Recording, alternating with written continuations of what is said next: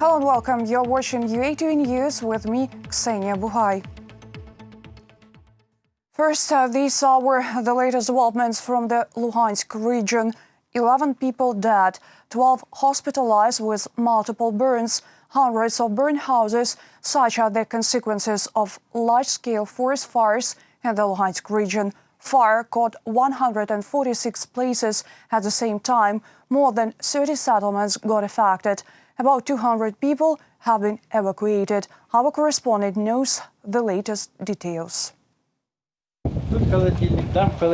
One refrigerator here, another there, 2 TV sets, and I bought a new 2-wheel tractor recently. Look, that's all that has been left of it, just small bits. Residents of Voronovo town walk through the remnants of what had been their homes. Igor is showing his yard. His house fell into ruins in 15 minutes. We gathered here near the yard, watered it here, then watered it there. Motors turned on, then a blaze, then a flare emerged. They ran to the house to grab belongings quickly, but I couldn't leave the garage anymore. Flame burst on this side and lasted for 3 seconds. We opened the gate and everything hits here towards the garage, and anything may happen. We grabbed documents, cash, and here I am, in what I was wearing then. The fire started on September 30th at about 7 in the evening. It covered 7 districts of the region. The hurricane wind picked up the flame and carried it from village to village. By midnight, rescuers tried to extinguish 146 fires. A strong wind with a speed of up to 28 meters per second accelerated the fire. That was a hurricane wind. 11 people died in the fires. 16 has been taken to hospitals. About 50 evacuees are now placed in Severodonetsk, 150 in Novoaidar. In total, 31 settlements got damaged by the fire. At the moment, we initiated 7 criminal proceedings, created 30 investigative groups for inspection of all the damaged objects. People residing in Novoaidarsky district have been evacuated and placed into school buildings, children sent to hospital. People from Severodonetsk districts have also been evacuated and temporarily accommodated in schools. Over 2,000 people and 200 pieces of equipment from all over Ukraine are involved in extinguishing the fire.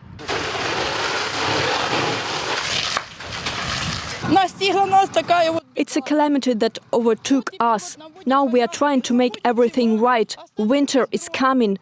We are left without firewood and tools, left without gas stove. We must start everything from the scratch. And this is the school in Severodonetsk city. Here, in the gym, they set up a shelter for the victims. My task is to meet their urgent needs, accommodate people, give them a place to stay, provide with water, drinks, lavatory. Oksana has many children. She has been evacuated along with her 2 daughters from Bobrova village. The woman is not sure if her house survived the big fire. Police took us straight from the house. It was moving right towards the village. We left for this place, but it was a challenge to get there because the entire roadside was on fire. Sirotine, Borivske, they evacuated us from there. Rescuers have already put out 116 fires. Strong wind impedes the extinguishing a lot. The fire has already destroyed more than 10,000 hectares of forest. The only entry-exit checkpoint in the region is Stanitsa Luhanska, has been completely burned down. People present there have been successfully evacuated. Reported by Nick Starkov, UATV News. Meanwhile, President of Ukraine urged not to rush to determine the shelling carried out by illegal armed groups as the main cause of the fires in the Luhansk region, at least until the expert's report is received. I would not link the subject of fires to shelling. Several criminal proceedings have been initiated due to these fires. This is not the first time the fire erupts in Luhansk region this year. Whether it was a provocation or some other reason behind these fires, I cannot say yet. The law enforcement bodies have to determine it. Amid the widespread of wildfire blazes, a sandstorm hits 4 cities in Donbas. Luhansk, Donetsk, Kostiantynivka and Kramatorsk appeared at the epicenter of nature's force. A mixture of dust and sand settled on residents' cars and clothes. Social media users report almost zero visibility. Can't see nothing, only the neighboring houses, and nothing can be seen over there. You see, even the Donbas Arena Stadium is no longer visible. An autumn call-up for military service has kicked off in Ukraine today. 16,000 people will join the armed forces this year. Meanwhile, Russia has illegally recruited 25,000 Ukrainians into its armed forces over the past 6 years of annexation of Crimea. Moreover, the Kremlin militarize even young Crimeans. They have paramilitary classes in schools and cadet groups in kindergartens. Photo evidence, eyewitnesses' reports and documents have been submitted to the International Criminal Court in The Hague.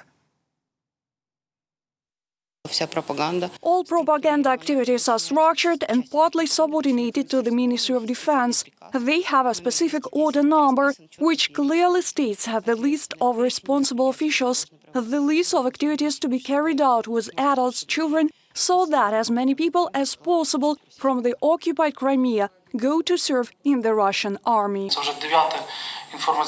This is the 9th information statement that has been handed over to the prosecutor's office of the International Criminal Court. We are taking this opportunity and we hope that each such report contributes to the framework for the office to proceed from the stage of a preliminary study to a formal investigation.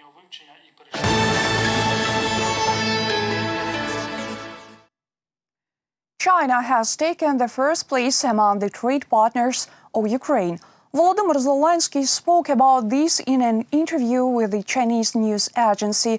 The president of Ukraine noted that China has always been and remains in the priority area of Ukrainian foreign policy.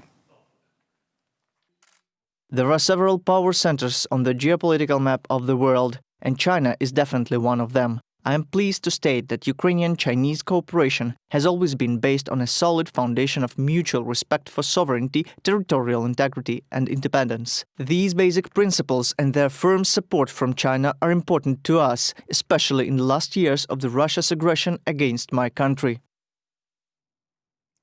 Putin is behind the poisoning of Alexei Navalny. This was stated by the Russian opposition politician himself in an interview with the German media agency Der Spiegel. Navalny also confirmed that after completing the course of treatment in Germany, he will return to Russia. Meanwhile, American senators urge the US president to consider new sanctions against the Russian Federation. We are writing to respectfully request that you consider whether the government of the Russian Federation used chemical or biological weapons in violation of international law or against one of its own nationals, and thus should be subject to sanctions contained in the statute. A flare-up in the unrecognized Nagorno-Karabakh Republic is ongoing for the 5th day. Baku reported a new shelling of the Azerbaijani city of Tartar. The Karabakh Defense Army shot down an Azerbaijani Air Force helicopter. In both countries, military volunteers are queuing up in front of draft offices to join the army, while the death toll among the civilian population is increasing. See more details in the next story. She was sitting near the table doing some humble household tasks, peeling garlic. She was just peeling garlic when a drone came and hit the gates of the house. The plate of garlic is still on the table while his mother is no longer alive. Karapet Stepanyan says a bombshell hit his house 2 days ago, and there have been more and more such stories in the unrecognized Nagorno-Karabakh every day. Shelling has not halted there for the 5th day. People are dying in the yards of their own houses. There are hundreds of injured. I heard some noise and looked out of the window to see where the bomb fell. Then I turned back to take members of my family to a shelter, and right at that time the shell exploded. That's the way the debris hit my hand and leg. Due to the aggravations between Azerbaijan and Armenia, both countries introduced martial law and declared a partial military mobilization. In Baku, tens of thousands of volunteers lined up in front of the military draft offices, wishing to join the army's force. Although the men are heading into the war zone, they have smiles on their faces. I feel happy. I hope we are heading for victory. We've been looking forward to this day. I hope we'll liberate Karabakh. May God help everyone. I hope all our soldiers will return safely. No, there is no fear. We'll go if it is necessary. Our country needs us. We'll go as far as necessary for our country. The day before, the Russian Foreign Ministry said the militants from Syria and Libya has been moved to Nagorno-Karabakh. However, the office did not specify which party to the conflict they are going to join. Earlier, both Azerbaijan and Armenia accused each other of recruiting and engaging foreign mercenaries in fighting. Yerevan stated that Turkey took over the command of Azeri air operations in Karabakh. Turkey denies the charges.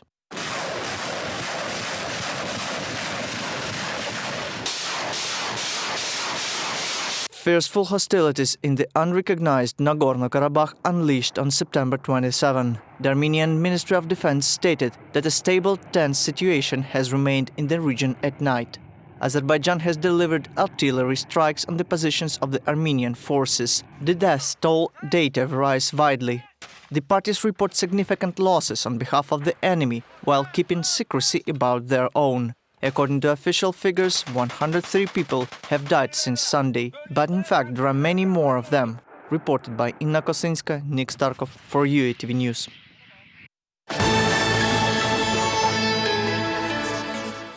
Life without barriers. Taxi service for children with disabilities have been launched in Kyiv. The project is a pilot one. So far, 170 children are trying it out. In test mode, the service will operate for a month. Following its effectiveness evaluation, social taxi may be given funding from the city budget. In this case, the service will become available not only for children, but also for adults. Getting up at 5 in the morning is a habit for 12-year-old Mykola. The boy has cerebral palsy. Before lessons, he must do physiotherapy exercises and be in time for the pool. We really like it, and it is very good for us because it's comfortable most of all, convenient and most importantly mobile for us because we get up very early to be here at 7 o'clock. I swim 8 pools. One pool is 25 meters, 8 meters, crawl 8 pools on the back, then I do 400 meters crawl again. For 2 days, Mykola and his mother have been getting up an hour later. The family was included in the InvaTaxi pilot project. 170 disabled children are taking part in it. Almost $36,000 were allocated for the project from the city budget. Each client can receive up to 8 trips per month, lasting 1.5 hours. The Department of Social Policy has determined 170 children. Of course, this number will increase. We are trying to fully meet the needs of people who require this service. The taxi company has 10 passenger cars and 2 ambulances. All of them are adapted to wheelchairs. Drivers get trained before getting behind the wheel of an InvaTaxi. After all, their passengers are special. Drivers should take special course in treatment of people with disabilities in order to understand their needs better. If there are children with mental and neurological disorders, then drivers have to understand their behavior. In case of children with physical disabilities, drivers must understand how to transport them. About 12,000 children with disabilities live in Kyiv. Almost 5,000 of them need special transport, the mayor's office says. In 2021, the project is going to help transport adult passengers as well. Reported by Vadim Kramer, UATV News. That was our final story this hour. Thank you for watching. Stay tuned. More updates on our official website, YouTube, Facebook and Twitter pages.